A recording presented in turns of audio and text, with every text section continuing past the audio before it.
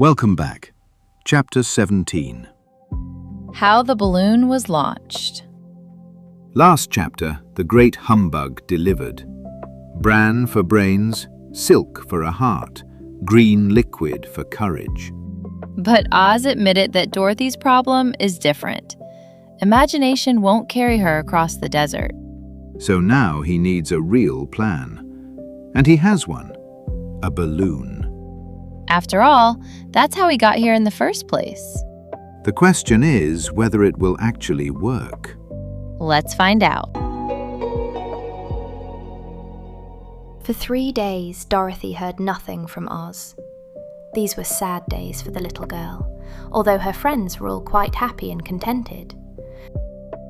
The Scarecrow told them there were wonderful thoughts in his head, but he would not say what they were, because he knew no one could understand them but himself. When the Tin Woodman walked about, he felt his heart rattling around in his breast, and he told Dorothy he had discovered it to be a kinder and more tender heart than the one he had owned when he was made of flesh.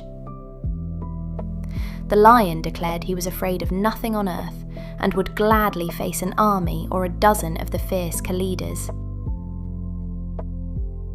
Thus each of the little party was satisfied, except Dorothy, who longed more than ever to get back to Kansas.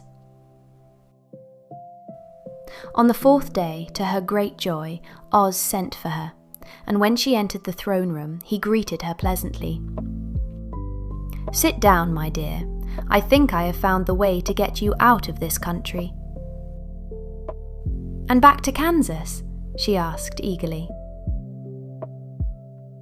"Well, I'm not sure about Kansas," said Oz, "for I haven't the faintest notion which way it lies, but the first thing to do is to cross the desert, and then it should be easy to find your way home."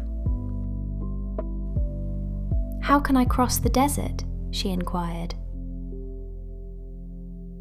"Well, I'll tell you what I think," said the little man. "You see, when I came to this country, it was in a balloon. You also came through the air, being carried by a cyclone.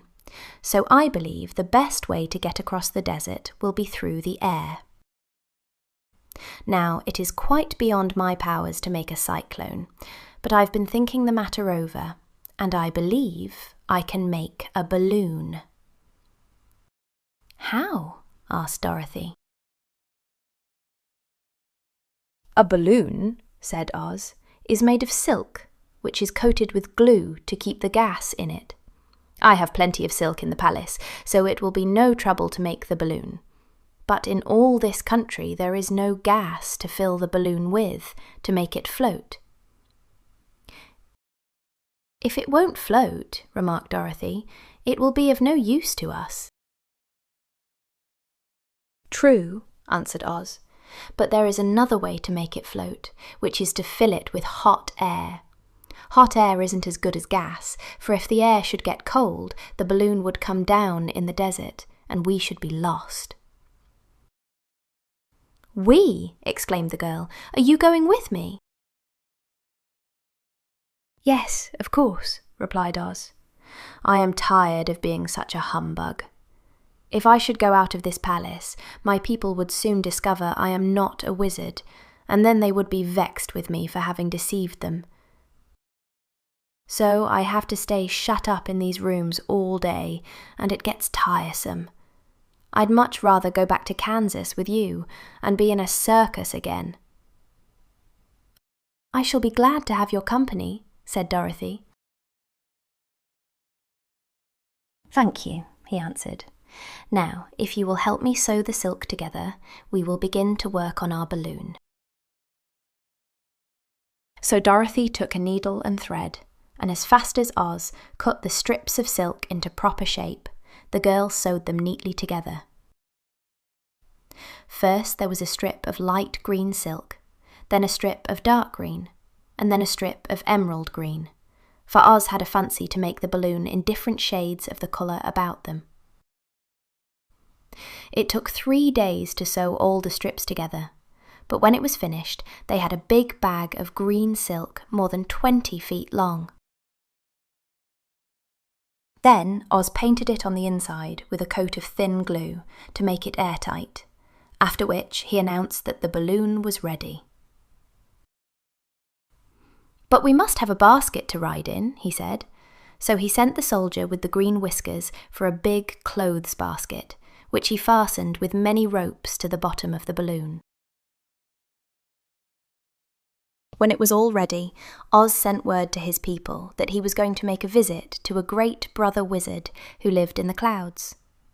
The news spread rapidly throughout the city, and everyone came to see the wonderful sight. Oz ordered the balloon carried out in front of the palace, and the people gazed upon it with much curiosity. The Tin Woodman had chopped a big pile of wood, and now he made a fire of it, and Oz held the bottom of the balloon over the fire, so that the hot air that arose from it would be caught in the silken bag. Gradually, the balloon swelled out and rose into the air, until finally the basket just touched the ground.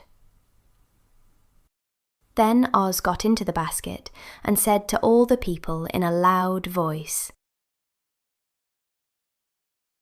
"I am now going away to make a visit. While I am gone, the Scarecrow will rule over you. I command you to obey him as you would me." The balloon was by this time tugging hard at the rope that held it to the ground, for the air within it was hot, and this made it so much lighter in weight than the air without that it pulled hard to rise into the sky. "Come, Dorothy," cried the wizard. "Hurry up, or the balloon will fly away." "I can't find Toto anywhere," replied Dorothy, who did not wish to leave her little dog behind. Toto had run into the crowd to bark at a kitten, and Dorothy at last found him. She picked him up and ran towards the balloon. She was within a few steps of it, and Oz was holding out his hands to help her into the basket, when crack went the ropes, and the balloon rose into the air without her. "Come back," she screamed. "I want to go too." "I can't come back, my dear," called Oz from the basket. "Goodbye." "Goodbye," shouted everyone, and all eyes were turned upward to where the wizard was riding in the basket, rising every moment farther and farther into the sky. And that was the last any of them ever saw of Oz, the wonderful wizard, though he may have reached Omaha safely and be there now for all we know. But the people remembered him lovingly and said to one another, "Oz was always our friend. When he was here, he built for us this beautiful Emerald City, and now he is gone, he has left the wise Scarecrow to rule over us." Still, for many days they grieved over the loss of the wonderful wizard, and would not be comforted.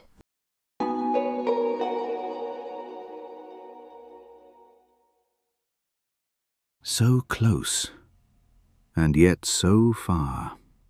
Dorothy was moments away from going home. But Toto ran off and the rope snapped. Oz floated away alone. The balloon plan, gone. At least the Scarecrow is now in charge. But Dorothy is stranded. Again. Every plan to get home has failed so far. Okay, let's do some questions. First question. What plan does Oz devise to carry Dorothy home? Number 1. He proposes building a hot air balloon from green silk and paste, then flying it over the desert. Number 2. He asks the winged monkeys to carry her across the desert. Number 3. He plans to build a road through the desert using magic. Think about it. Which one?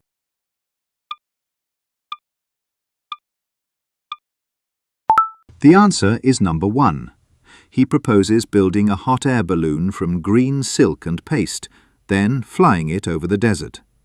Oz recalls that he arrived in this land by balloon. He and Dorothy sewed together strips of green silk, Coat them with paste and attach a large basket underneath. Second question. Who does Oz appoint to rule the Emerald City in his absence? Number 1, Dorothy. Number 2, the Scarecrow. Number 3, the Tin Woodman. Think about it. Which one?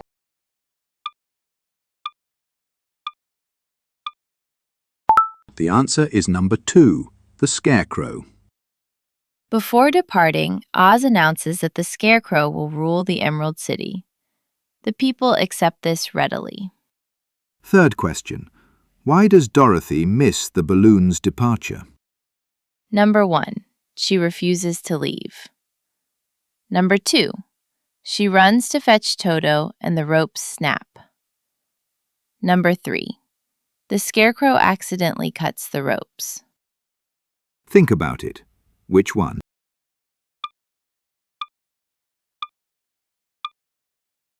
The answer is number 2. She runs to fetch Toto and the ropes snap.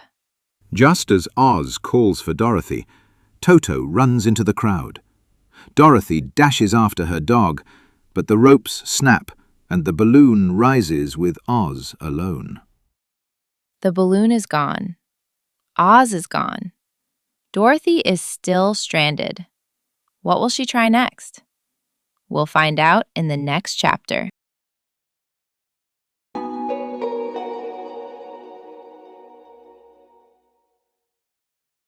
Thanks for watching. If you enjoyed this video, hit the like and subscribe button and consider leaving a comment. It really helps us grow our channel. See you next time.